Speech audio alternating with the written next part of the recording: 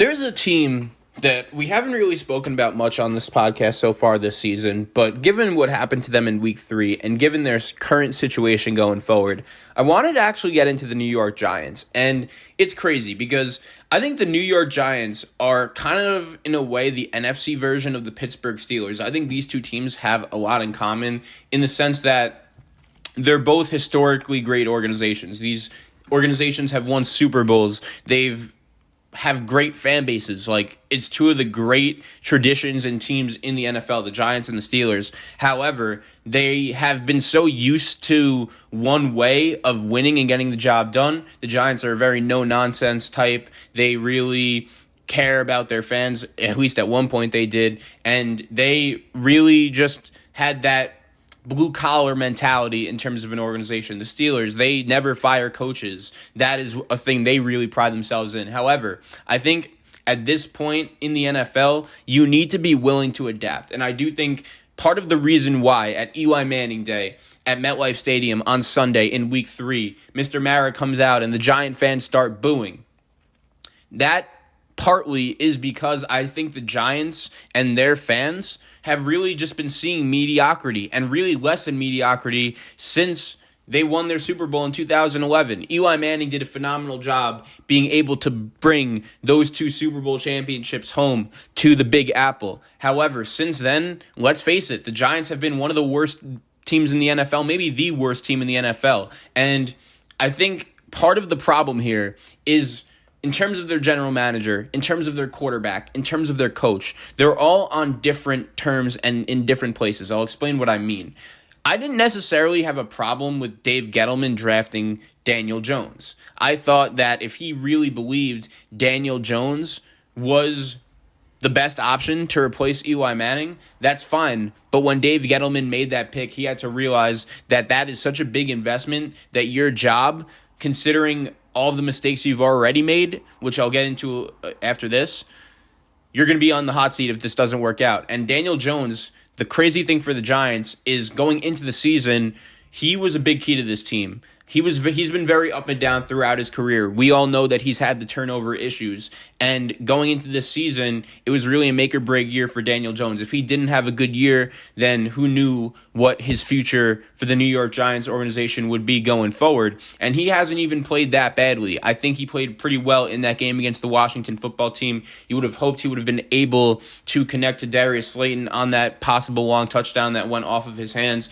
But the Giants didn't win that game. And I remember watching that game and saying to myself, this is what bad football teams do. The New York Giants are just finding way too many ways to lose this game and to not close out Washington in this game. And when you keep a team alive so many times, especially when they are playing at home, the Giants were on the road in that game, they're ultimately going to take advantage. And here's the problem.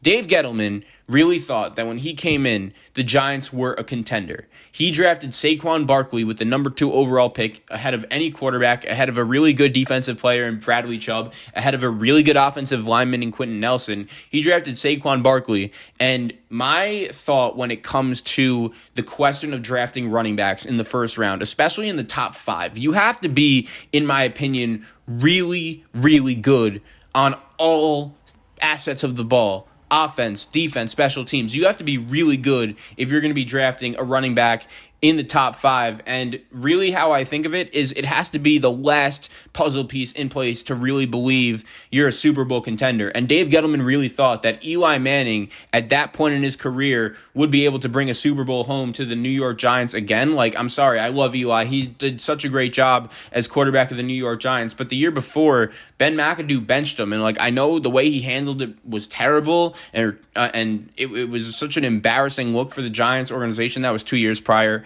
But there was a reason why Eli got benched. Like, he didn't have that much left in his NFL career. And they thought that drafting a running back behind an offensive line, which, let's face it, they really haven't been able to figure out, like, that was just a bad pick. No matter how good of a player you thought Saquon Barkley was, the Giants haven't been able to win many football games since they drafted him. And when you look at the New York Giants, I like Joe Judge. I actually thought he did a really good job last year as a first-year coach of the Giants. I liked how the team kind of rallied around his attitude, and for the most part, their defense won them some games. Like, they played pretty disciplined football. However, this year, it's been the opposite. The New York Giants should be 2-1, but for some reason, they're 0-3, and the schedule that they started off the season with, their first 3 games, haven't necessarily been hard. I look at the New York Giants schedule right now, and I'm not going to lie. I'm having a hard time finding where the wins are going to be coming from. The Giants' next couple games, at New Orleans in week number 4. Then they go to Dallas. Then they will host the Rams, host Carolina, and then go to Kansas City. If they go 2-3 in their next 6, they'll then host the Raiders after Kansas City. And then they go to Tampa Bay. In their next 7 games, if they go 3-4, that's a good thing. And then they'll be sitting at 3-7. Here's the problem. I don't think the NFC East this year is as bad as last year. Watching the Dallas Cowboys and what they were able to do to Philadelphia on Monday Night Football, and I totally understand Mike McCarthy is a buffoon as a head coach. I've said it once, I've said it before. I think he's the biggest con man in the NFL. He lied to Jerry Jones during his interview just to get the job. He admitted that in a press conference.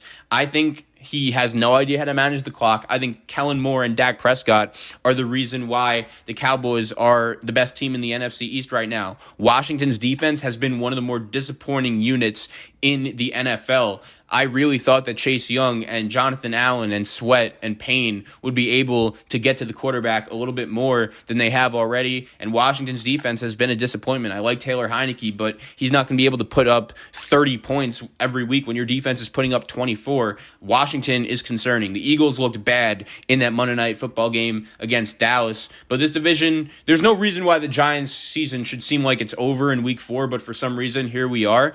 And for some reason, this organization just hasn't been able to win football games, and it's crazy because the Giants are a team you think of historically as one of the best teams in the NFL. They beat Tom Brady in 2 Super Bowls, and really since that second championship, they've made some moves. They brought in Odell Beckham, who you thought was a big-time wide receiver. That didn't work out.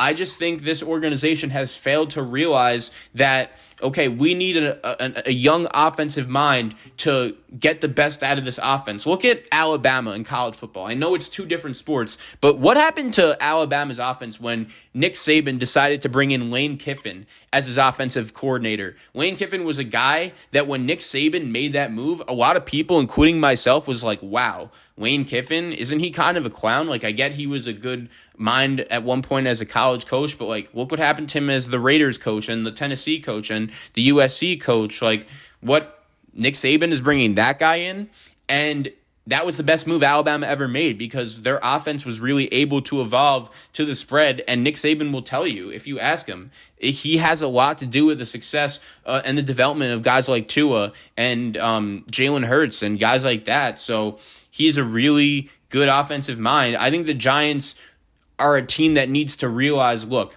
even though Joe Judge might have done a pretty good job last year getting everything he could out of the team, Dave Gettleman is such a bad general manager that at this point he has to go. And I don't think all of the moves he's made has been terrible, but the point is Daniel Jones and Saquon Barkley were the 2 biggest moves really he made as Giants GM. I guess you could throw the Odell Beckham trade in there, but that trade's been a wash. I don't think if you look at that trade, you could declare like a clear winner because Odell has kind of struggled to stay on the field with Cleveland. The Giants took Dexter Lawrence, who ironically was the player who lined up in the neutral zone during that Thursday Night Football game against the Washington football team.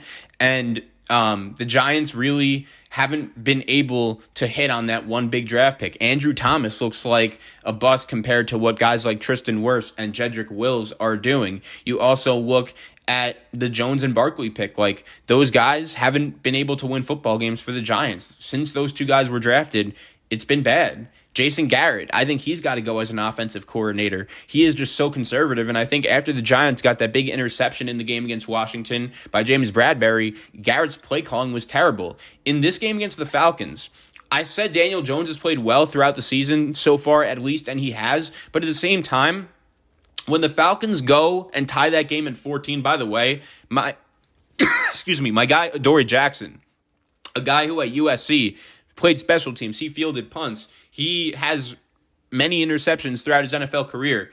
The Falcons almost gave the Giants the game, and if Adoree Jackson picks off Matt Ryan in the end zone, there's a good chance the Giants end up winning the game. They at least go to 1-2 and have some optimism going into week 4. The thing is, the Giants already passed the easy part of their schedule, and they're 0-3. The Falcons at home on Eli Manning Day, that's just a game you really have to win. And the fact that you didn't, I'm not going to lie, makes me really concerned for this Giant team going forward. Daniel Jones had a chance after the Falcons tied the game to go win it, and of course he couldn't get it done. Then the Falcons get the ball back, a couple passes, boom, boom, and Koo kicks the game-winning field goal, and the Giants are sitting at 0-3 on the same day where they booed their owner on Eli Manning Day, and now he's out here kicking trash cans.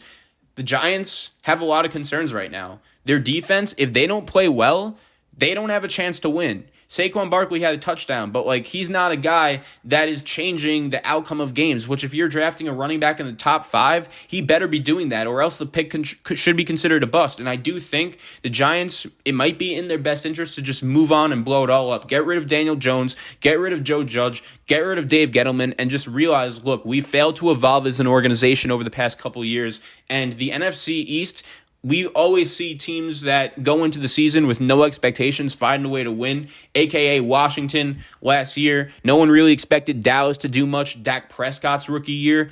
And if the Giants make good decisions going forward, then maybe they will find themselves in top, back on top like they've always been in the NFL.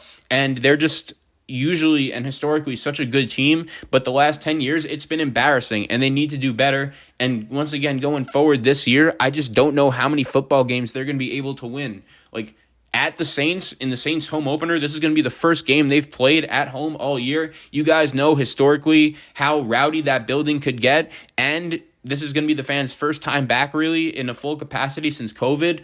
That Saints Stadium, Little Caesars Stadium now, I believe it's called, the Superdome, it's going to be crazy. Giants at Cowboys. You saw what Dallas did against Philly. The Rams, the Panthers, the Chiefs, the Raiders, and the Bucks. Those are the next couple games for the Giants. I would be surprised if they won more than 4 football games this season. I think it's that bad, and I think changes need to be made with Big Blue.